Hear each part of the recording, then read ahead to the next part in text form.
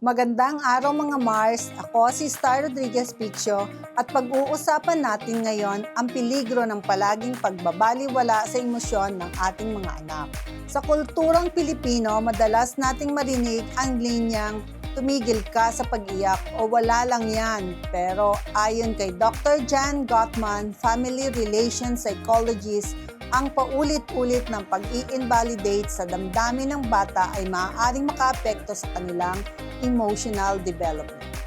Kapag hindi kinikilala ang emosyon ng anak, nahihirapan silang maintindihan at manage ang sarili nilang feelings. Maaari itong magdulot ng anxiety, mababang self-confident, at mahirap sa pakikipagkapwa habang lumalaki. Ayon naman sa Harvard University, mahalaga ang tinatawag na serve and return interaction upang ma-develop ng maayos ang bahagi ng utak na responsable sa emotional control at decision making.